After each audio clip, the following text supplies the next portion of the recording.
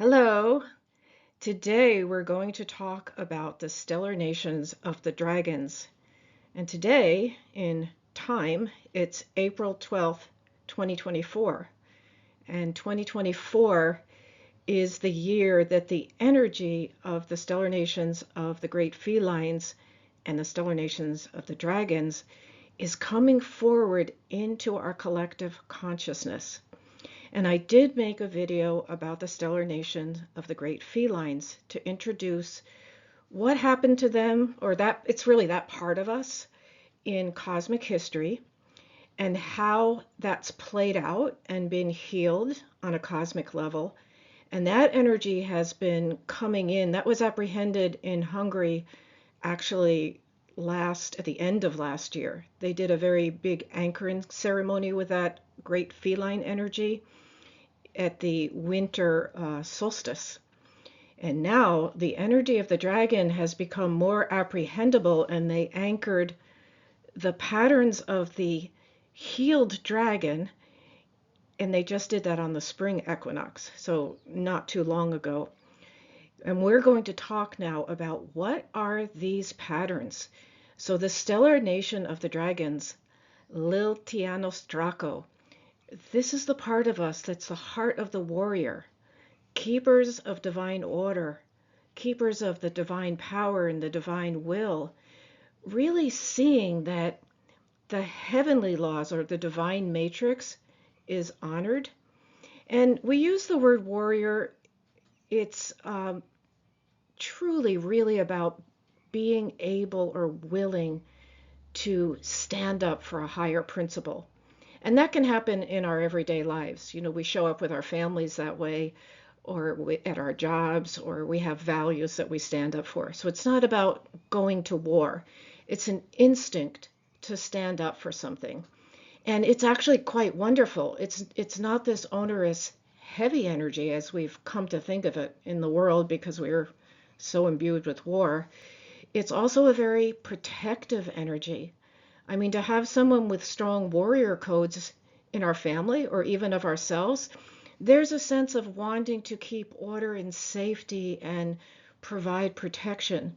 So it's a beautiful energy. And I did speak about in the Great Feline video, there's some background information that'll help there as we move into this. But I did speak about how this energy of the Great Felines and the dragons is what's known as a body code. We carry this awareness through our body. So even if you don't have strong dragon codes in your own self, you're likely to have it somewhere around you. You're going to see it in the world around you or in your family.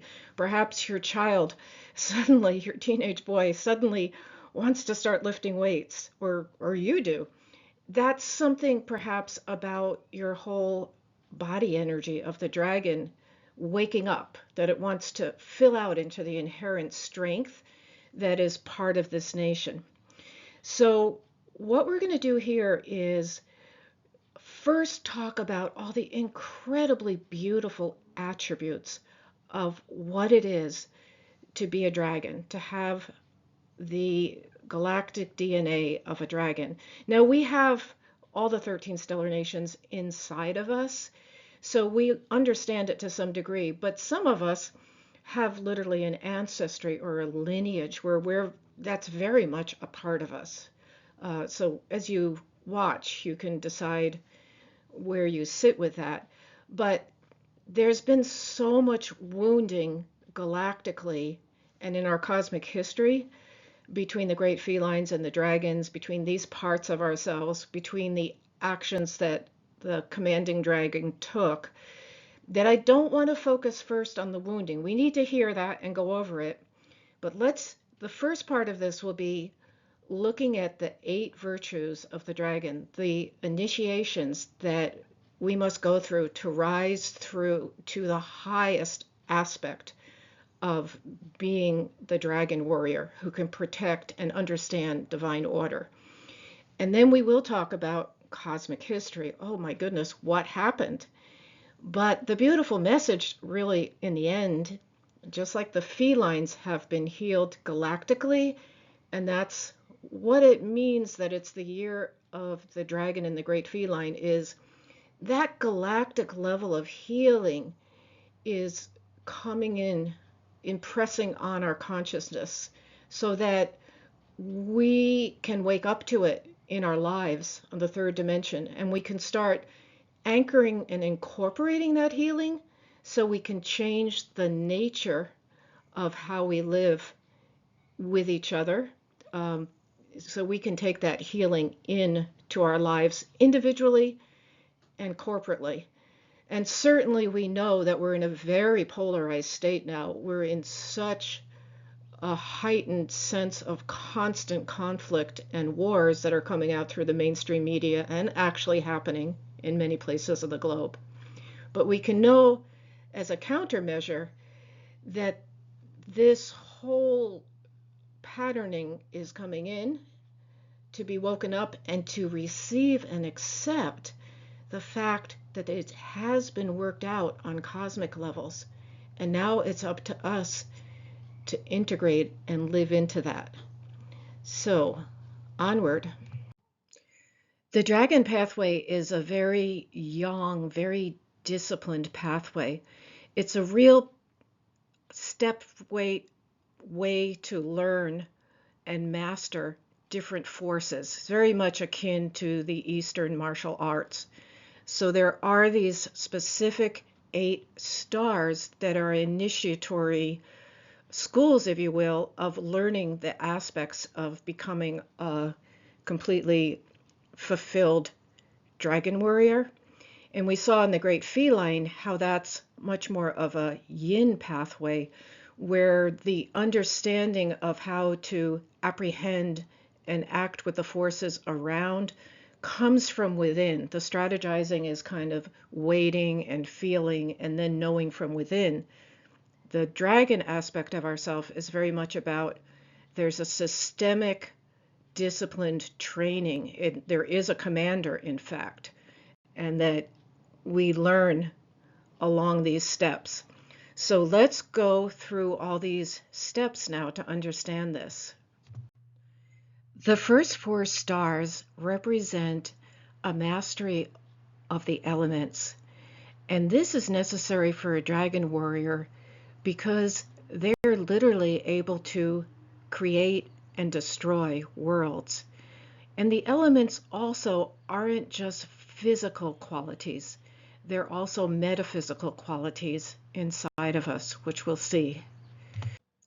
Just as an interesting reference point, I can tell you that we'll be seeing the first 4 elements that are mastered by the dragons, and those are 4 stars or stellar worlds that are around the head of the Draco constellation.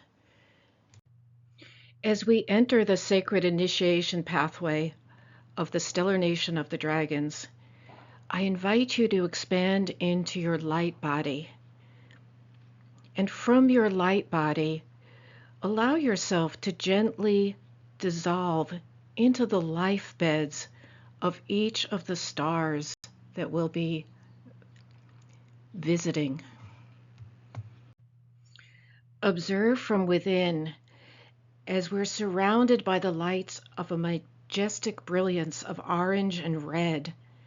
And this is Yoda, dragon of the fire element, on the star Rastaban at 1217 of Sagittarius. Yoda approaches to teach the balance of the element of fire.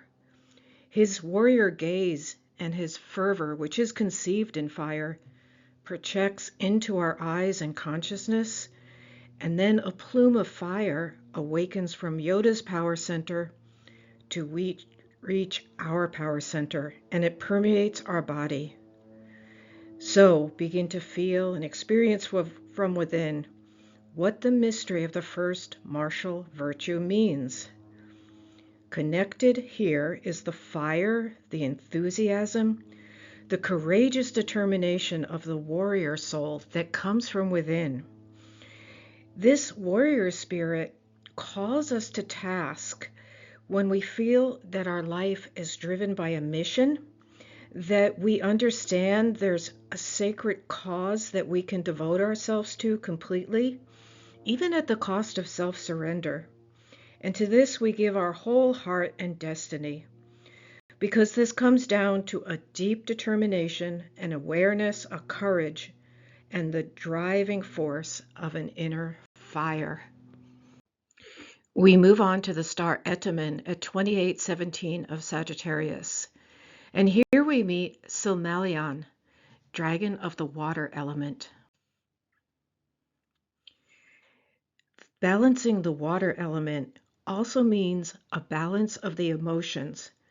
And this is extremely important for being a warrior, because learning to perfectly control the emotions with a strict discipline is something that we need to do. An emotional self is where the warrior becomes very vulnerable.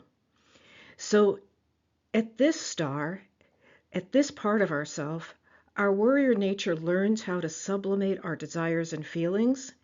We live our feelings in a sacred way. We offer our desires on the altar of a service, and again, even if it's necessary to sacrifice. We learn how to focus emotions precisely, to keep them clear, to handle them with a calm, cool head. So this means even understanding how to manage the emotions that emanate from others. We learn to keep away, turn over, stay cool, to tame our own emotions and others. We can feel these waters, this movement within us, and we can ask ourselves, how do we maintain the balance of the water element? How does our warrior within follow this movement? How do we visualize it? How do we bring it to life inside of us? How do we move and control the water element? How do we clean it? Our light bodies next move to the star of Grumman at 2505 of Sagittarius. And here we meet Anchor, dragon of the earth element. Feel that the earth element represents our body strength, our physical endurance. And every warrior has to work out this very deeply. How does power appear in our body? What forces can we move and maintain and pass through our bodies? How much control do we have over our muscles, over our vibratory quality? Can we absorb the power of the earth so that it can be expressed and moved and accomplished through the body in a perfectly focused way? Do we know this power? Our dragon aspect has this power. Can we consciously possess and control this and use it in the ways that we're meant to?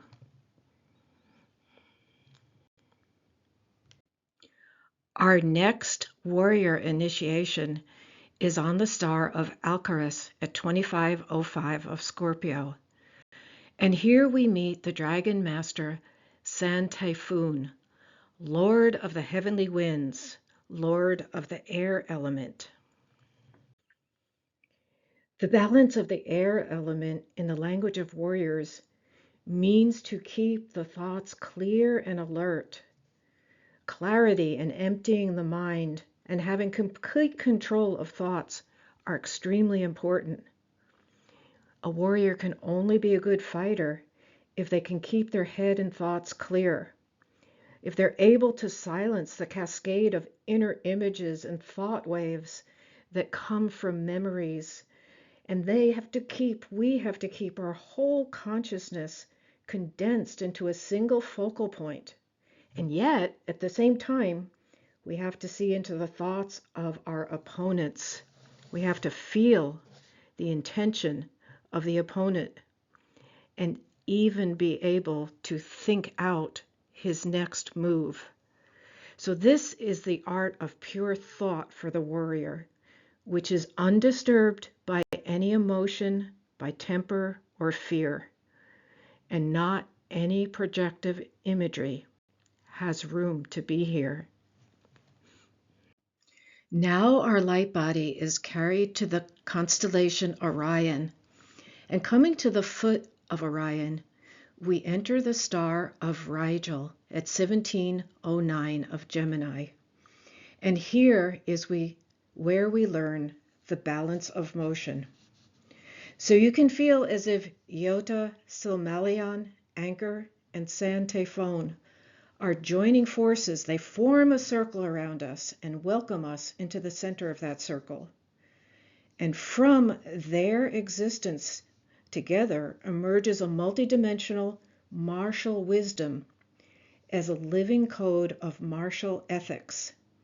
And this complete reality begins to speak to us.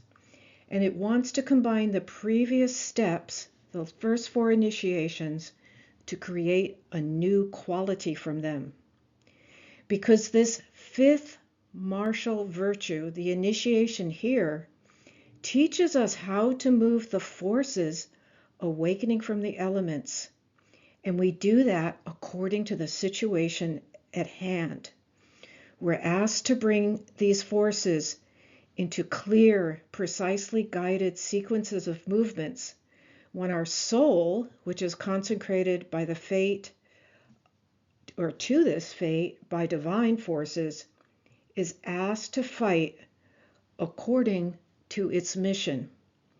And it's asked to do this to protect the balance of forces. And then the elements, as movers of the universe, unite to oppose the opposing forces, the forces that create chaos and disorder. So this is where we learn to fight in the world of polarities, stopping at the center of the forces of light and shadow. And that's what these four masters, the four masters of the elements, teach us. They teach us to move and breathe and feel in such a way that light is born, that balance is created, order is born, and victory is born. Feel this power, this wisdom of the combined energies moving inside of you. So just as we met the other dragons on the first four elements, we are now meeting the great Khan, keeper of divine order, who is actually lord of this fifth element. Khan commands the elements. He gives the words to stir up the elements or to still the elements. Khan is the supreme commander of the Dragon Nation. And in the Dragon Nation, because this is a young, disciplined approach, it's appropriate to have a commander. There is a line of command because we're coming into respect for divine order. And the whole idea of there being a line of command isn't a bad one. It's not a sullying one, as we've come to see in our experience. And in fact, Khan kind of set that up because we're going to see what happens with Khan. But innately, it's respected that there's a hierarchy because it's a way of learning and it's a way of continuing to rise to your best self, to use that hierarchy as a measure, really, of how you can keep improving. So it's really an inner barometer to have this hierarchy. It gives a structure for inner evolution and betterment. We now move in our light bodies to the star of Vega at 1538 of Capricorn. And the initiation here is into the warrior's power and lordship. And what this means is realizing that we now have the ability to unite all the first five initiations, all those elements and forces within us. We have enormous power, but we have to learn how to manage that power well. And here the initiation for the dragon on the star Vega is to understand that this power is to be used to serve divine will. And specifically, this means that the dragon is a warrior who's guarding the winged lion part of us. The winged lion part of us is that part that's able to allow the divine frequency to run through us unimpeded. And the dragon is in service to that. That's what keeps divine order in the galaxy. The warrior aspect of us literally has power over life and death, and we can only manage that kind of power properly with great wisdom and great humility. And that's what the initiation on Vega is all about. We next move to the star of Thuban at 746 of Virgo. And the initiation here is into the warrior's mercy. So we can imagine that as warriors, we've been called to stand up against chaos and disorder. And finally, perhaps we've isolated an opponent, something that causes great chaos and disorder. And we literally have our foot on their chest with the sword hovering over, ready to take away this agent of chaos and disorder. And yet here we're asked to evaluate. We're asked to have the wisdom of whether or not we can have mercy with this opponent. Because perhaps in this whole confrontation with this opponent, that being has learned enough that they can reflect and develop and create for the universal good. And it's actually better if they stay in life and then contribute with their new wisdom to life as opposed to being taken out of life. But this is a huge responsibility and takes a great deal of discernment to know when to have mercy. And the final initiation, the 8th initiation of the Dragon Warrior, happens on Algol at 2629 of Taurus. And this is the initiation into the virtue of ruthlessness, the virtue of relentlessness. And this is when the warrior actually has to act as the hand of the divine executor.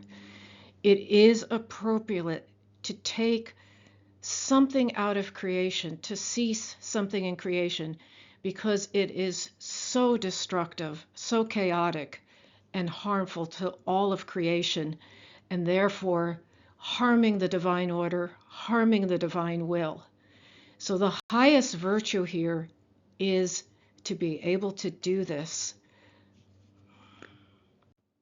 And as hard as this may be to think about, to think that if we were in this position, we'd be totally saddled with guilt or remorse or doubt, a true warrior knows so firmly that they're standing up for the divine will and the divine order, and they know so firmly what divine order is that they understand this is part of their fate, part of their mission, and the same sense of guilt doesn't necessarily come in because there's a higher perspective at work here that is especially at work with the mastery of the first 7 virtues. You come into the 8th virtue really identified with divine will to a point that you know you're in service to that, and you know with utter conviction that your actions have been taken in service to divine order and service to the whole of creation. We talked about this in the Great Feline video, and it's important to mention it again here, and that is that in our cosmic history, the Great Khan actually did not pass the initiation on Vega. So the leader of the Dragon Nation fell. The commander could not hold the truth of all these initiations at its highest. Because on Vega, while Khan was going through his initiation into the right use of power, he was utterly beguiled by his power as a force, as an ability to accomplish and do things, as a way to move elements and worlds. And when he watched the winged lion, who was also taking an initiation on Vega, and he watched the winged lion, whose initiation was about remaining steady as a leader and a ruler, and doing that by allowing the divine frequency to just run through that part of ourselves so that we could be a leader by entraining others up to that divine frequency. Khan looked at that and he's like, he's not doing anything. Surely the Creator made a mistake. And that's when Khan just started to get literally overcome by power, addicted to power, and pretty much went crazy and rogue in the galaxy. There's a few things to realize about this action of Khan's part. First of all, he was the commander. So a great many dragons followed his lead, not really understanding necessarily that it was wrong because he was the commander. There were some in the Dragon Nation who didn't follow the lead, but basically they ended up being the enemy of the rebelling dragons and were killed or not safe in the galaxy or were hiding out without a leader, really. So that really fractured the Dragon Nation, this whole part of us that stands up for divine will and divine order. Additionally, we have to understand when something like this happens, a decision like this is made, there's a vibratory quality that rings out through all of creation, and that vibration affects all sentient life. And the vibratory quality basically calls sentient life into examination. Oh, there's a new quality. What is it? Do I want to follow it? And it was very compelling to suddenly have this idea of going off with a new notion of power and being in command of oneself in a new way. So this served to add to and build up the Shadow Alliance that had already started with the War on the Angels, which happened previously. So with this, the first galactic war broke out, and the fallen angels and the fallen dragons got together, and the dragons did a whole betrayal to the Great Felines, which we've covered in that other video. But basically, we can remember that the point of deep betrayal happened on the star Algebra at 2957 of Leo, which is the neck of the lion. And this is where the Great Feline Nation and the winged lions were betrayed, many were killed, and the Great Feline was pushed out of the galaxy. So the whole feminine expression that followed the goddess, that was the yin energy that apprehended from within, was pushed out of the galaxy at this point.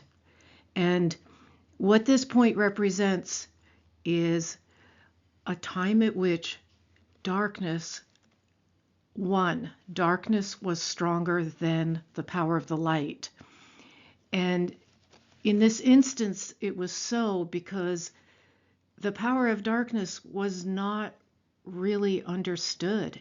And this instance actually kind of catalyzed the understanding that we need to know the dark in its depth as a way to understand the light. And as we saw in more detail in the Great Feline video, those great felines who managed to escape made their way to the Andromeda Galaxy at 2814 of Aries. With this, the Milky Way Galaxy tilted into a yang dominance. The goddess, the feminine, the whole way of apprehending, feeling, and being was pushed out of the Milky Way Galaxy. Interestingly, the winged lion leader, who was on the star algebra at the time of the attack, actually knew that it was coming. It was such an underhanded attack because the angels put up an invisibility shield and the power of the dragons came through that totally unprovoked.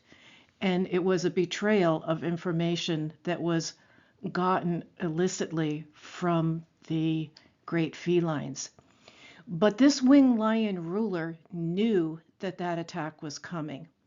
And rather than fight back with its knowledge, that winged lion actually folded to the attack with the understanding that it was more important to keep the light alive by dying with the light inside, because had it responded in kind to the lower octave of that attack, it would have brought its own response or its own light down to that lower octave. So this was a great act of surrender and wisdom, and it actually provoked the Galactic Council to come forward to deal with these rogue elements that were causing such destruction. And the Galactic Council designated a star in the belly of the Cetus constellation that was to be a chamber of mirrors, a galactic prison, if you will. And these rogue beings were pushed into Beta Catos, essentially for a time out, essentially for a time to sit in the chamber of mirrors, because the idea here was if they looked at what they were, what they had become, they could take mercy, they could surrender and come back into the fold of the organic matrix. Beta Catos is at 22.3 of Aries, and it's basically a hell. It's a fourth dimensional star, and all these beings who had enjoyed fifth, sixth dimensional, seventh type of dimensional types of awareness were now contracted down into a very dark space where very little light entered. It was really them with their own feelings being projected back to them, if you will, in these mirrors, so that they could see what they were, so they could potentially make other decisions. The fallen spent time in Beta Catos, and some souls did, in fact, accept mercy and were released, reborn. Others did not. They were so imbued with the idea of serving creation in a different way that finally the Galactic Council came forward and said they will not learn anything in this way. They need more experience to understand the consequences of their actions. And with that, these rogue beings were released from Beta Catos. After their release from Beta Catos, Khan, who had been reincarnated as Santa Elia, came together with a fallen angel, and they merged in an act of black magic into a hybrid type of satanic being. And this happened on the star Algol at 2629 of Taurus. You'll remember Algol was the eighth virtue, the eighth attainment of the dragon, the virtue of ruthlessness and relentlessness, meant to be used to uphold divine law. But here that was utterly corrupted because this satanic type of being now was all about ruthlessness in the lowest octave, and ruthlessness to promote a sense of creation, a matrix of creation that was not at all aligned with the divine matrix. Now we had a potenized shadow alliance that was also joined by fallen arthropods and fallen male serpents. And they had all lost some of their higher dimensional capacities. And they were all supercharged with a kind of overdriven sexual type of energy. And they took over the star Bungala at 2946 Scorpio, which is opposite the Pleiadian star Electra. And the daughters of Electra were just learning how to master the tantric arts of healing, of being one in the body, of serving the goddess. And they were breached by the fallen dragons and fallen male serpents. They were used as vehicles, really, to climb into the higher dimensions. So this was a very ugly part of our galactic history, and it's also a further desecration of the feminine. We can know that wars were happening all over the galaxy as the Shadow Alliance sought to take control of different stellar worlds.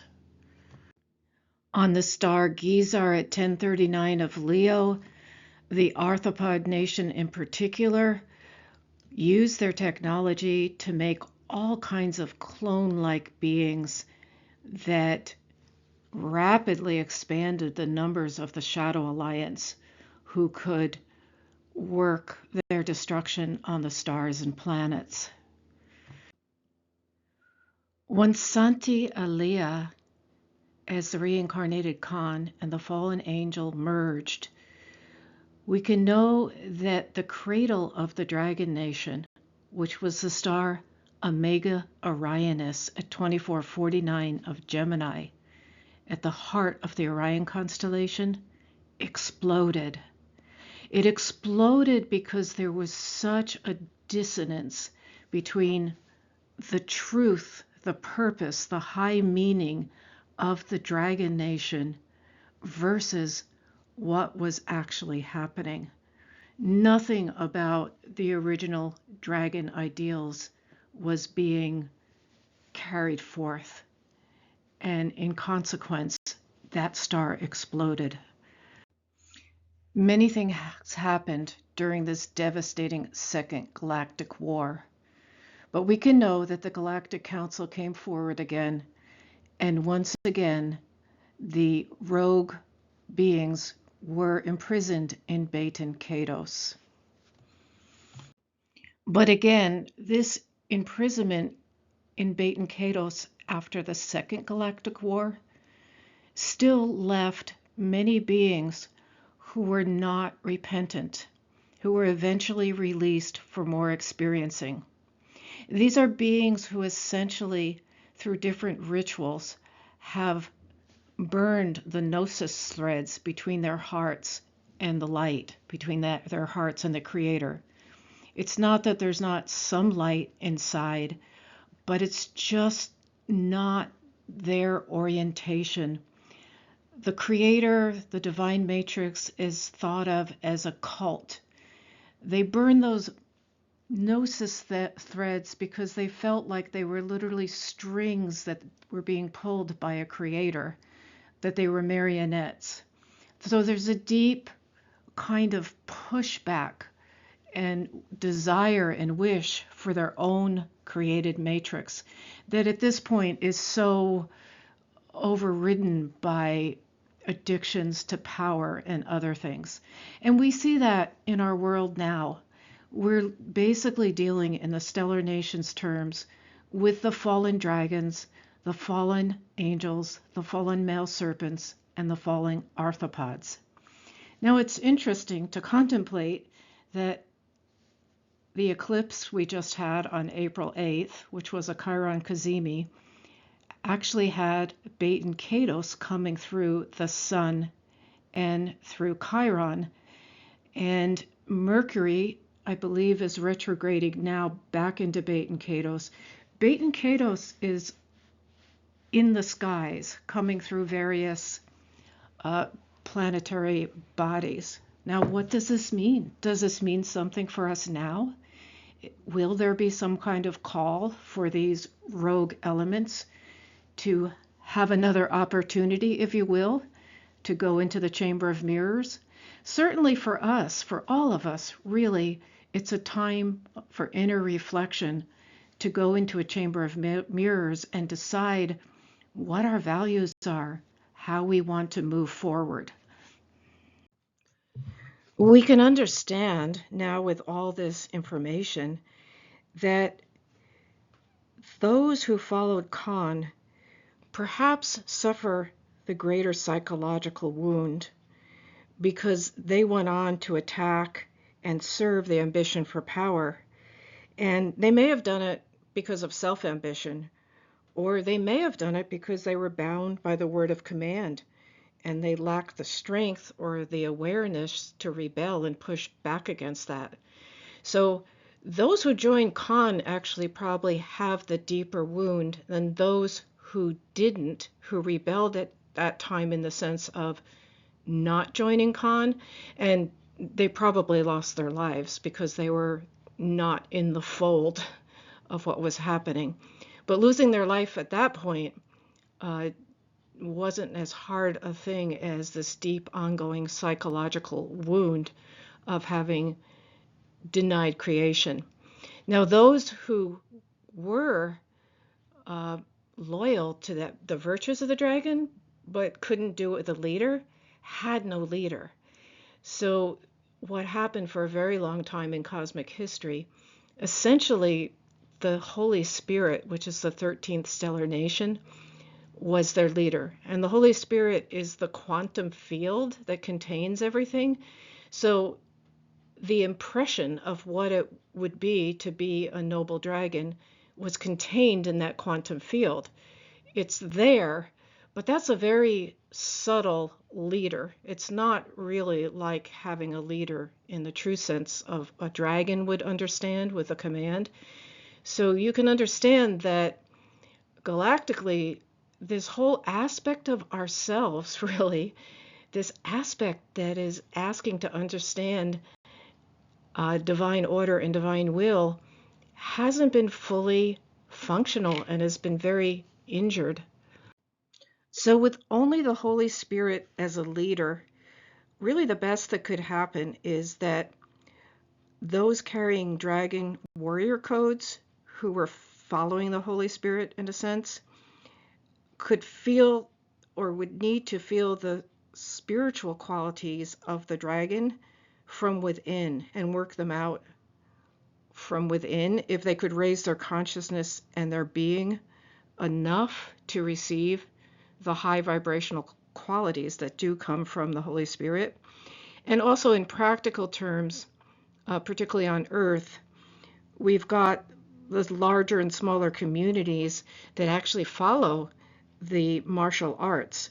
And that's a way for someone with very strong dragon codes to exercise that galactic heritage and their soul urge. They could sublimate it into being in part of a martial arts community and achieving along those lines. Meanwhile, in the higher dimensional realities of galactic history, a rehabilitation process naturally began. There was the development in several ways of a new way that the dragons could express their existence. And we saw that this worked out for the Great Felines in the Andromeda Galaxy. Well, a process has been at work also for the dragons, and that's what we'll look at next.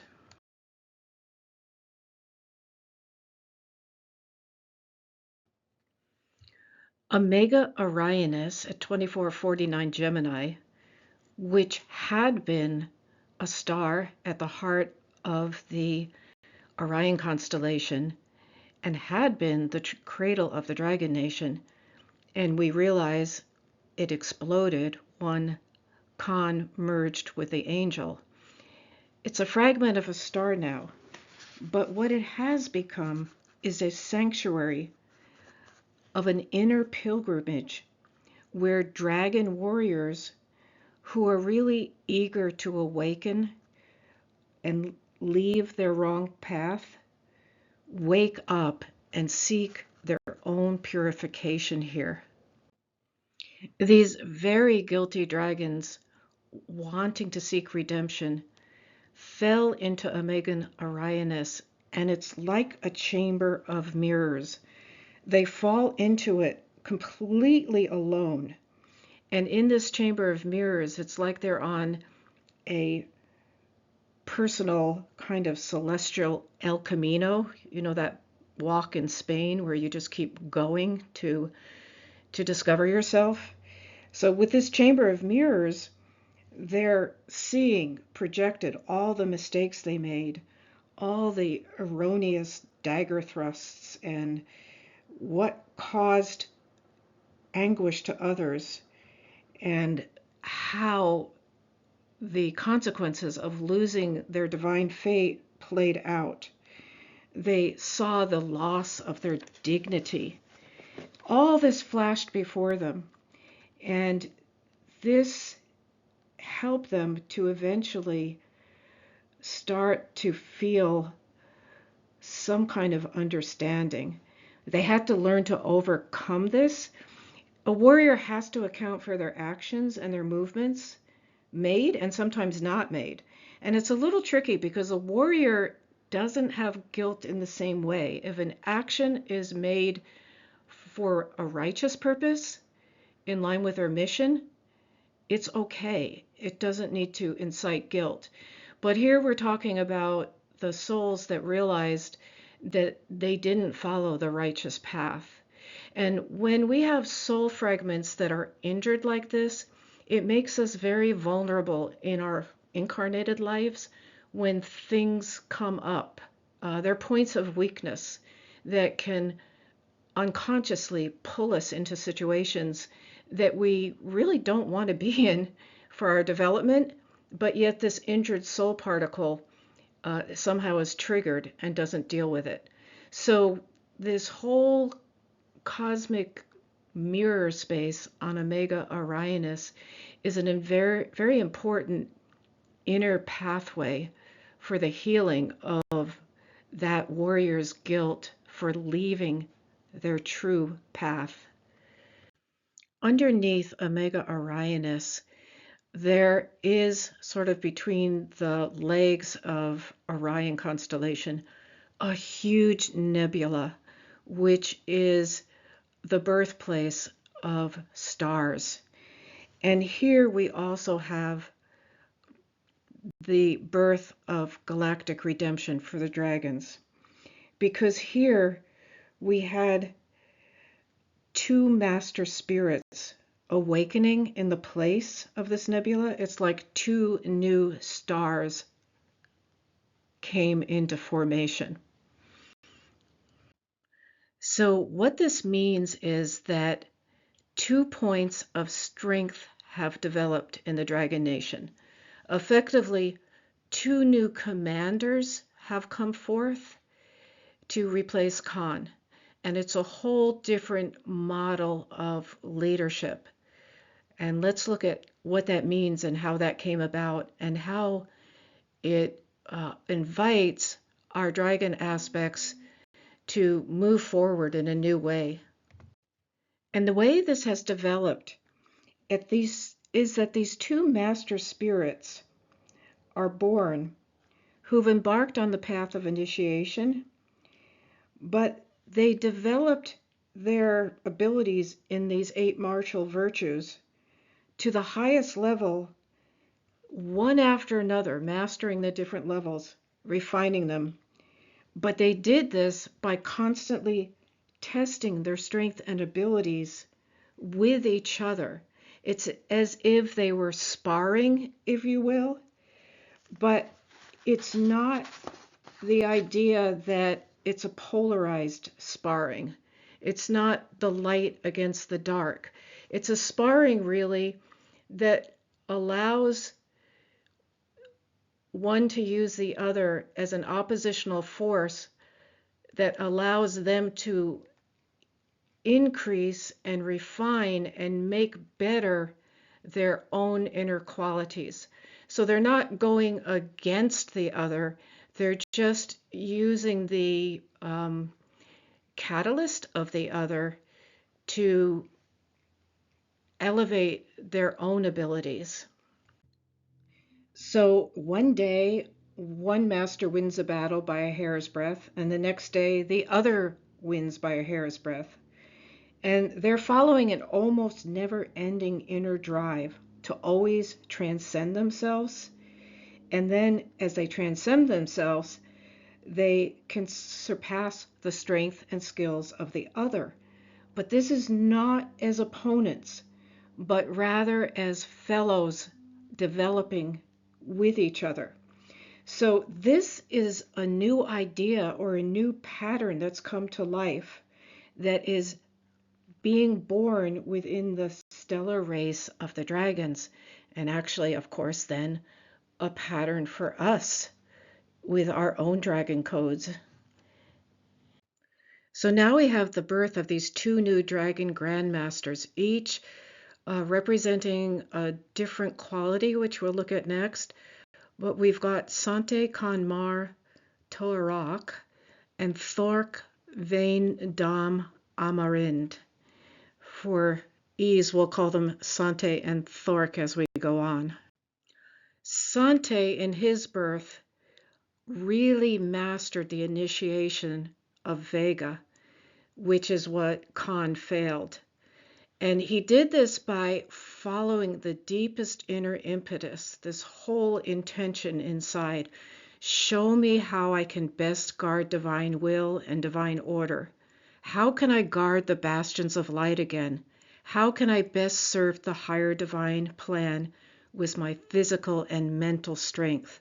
So by constantly bettering himself with this in mind, he mastered Vega. He mastered the initiation into power and the right use of power. The soul of the other grandmaster that awakened in the Orion Nebula, Thork, did this by falling through the corridor of the warrior's guilt. And as he fell into the guilt, he clung to the light. He rose in grace through the star Thuban, which is the seventh initiation of the dragon.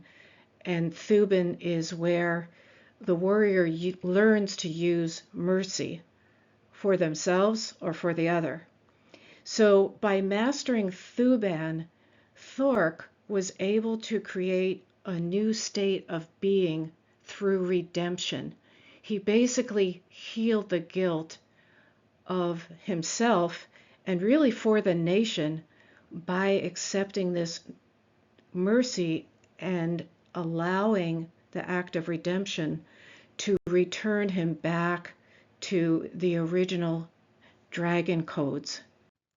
And in the vein of Thork's redemption through mercy, this also ties into sort of a subgroup of dragons who are trying to heal that emerged in the time of Jesus coming to earth. And that was Jesus actually assigned certain lost dragons in the form of humans at the time. I mean, they had heavy dragon codes, but they were human. He assigned them to guard his temple, to guard the temple of the Christ consciousness. And that's a very distinct kind of service as a warrior of light to the Bear Nation. And there are 4 stars that were revealed for this kind of service. And these are called Jeromean warriors. They're still very much dragons, but they are impressed with the service to the whole Christ consciousness. And there were four stars revealed in 2012, which was the year of the bears, which taught us more about the history of the Christ consciousness through creation from Lemurian times till now. And we'll just quickly look at those stars because those also speak to this guarding, upholding nature of the warrior, of the dragon. These four stars are in the Lupus constellation or the Wolf constellation, and they represent the wolf that died when guarding the temple of Christ. And this is the archetypical pattern for the protective guardian quality of the warrior.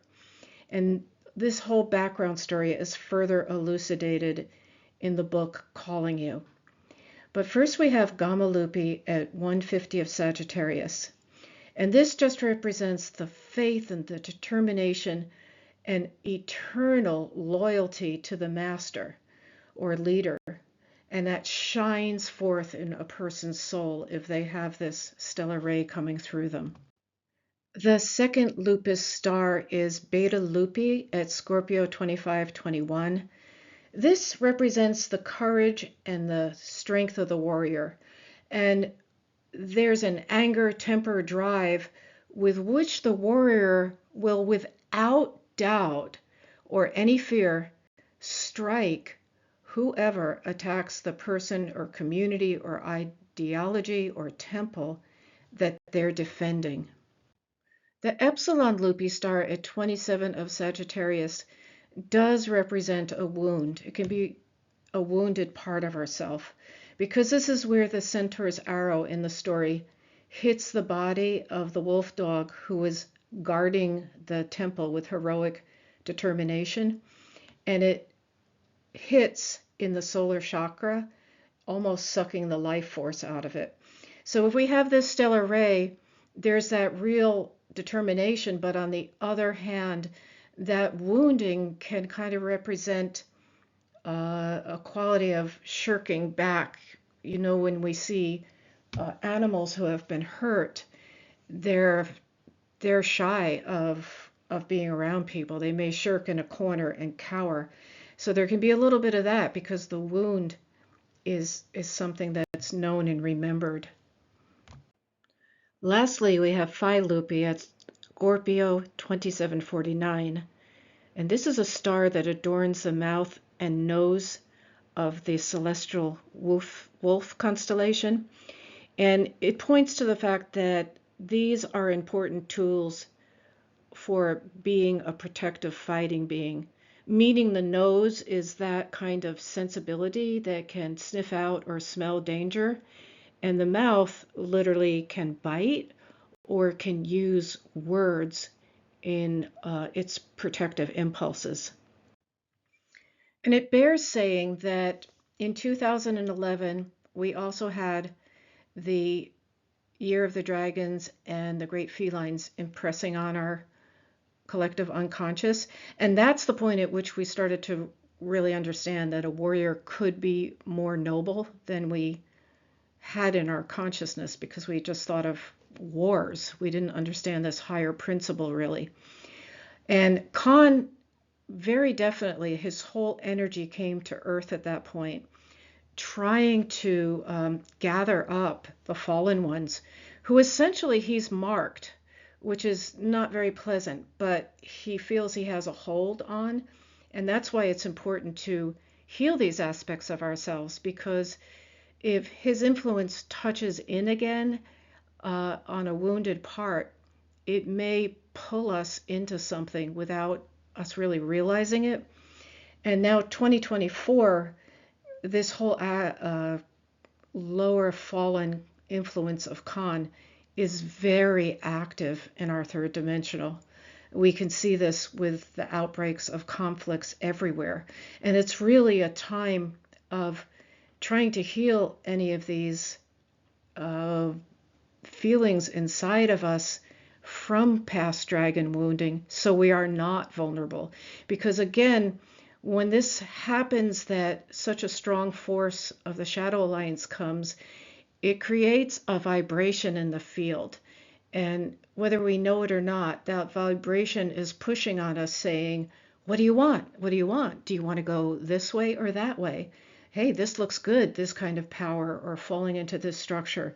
Yeah, let's do it. But it's not in line with our highest good or highest awareness.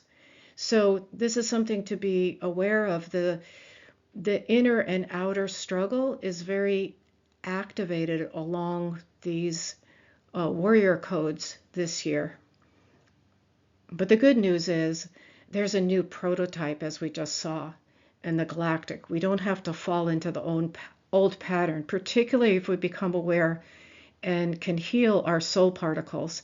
And part of healing our soul particles is really just sort of a surrender and an ability to accept mercy, to accept grace, to understand that we can be lifted back. So just as a reminder and reference back to the first video on the Great Felines and their healing, that's the other warrior nation coming in this year, the whole feminine and the goddess. And just like the dragons now have two grandmasters, the goddess representation is Myanmar Ankh, who we learned about in the other video. But there's this beautiful, grounded, and very focused feminine warrior force that's back, that's also can be worked with our dragon side. So we can rest in the confidence that on the galactic level, so much healing has been done, and the prototypes and patterns are there vibrationally for that kind of change to come to us as individuals and to us collectively on Earth.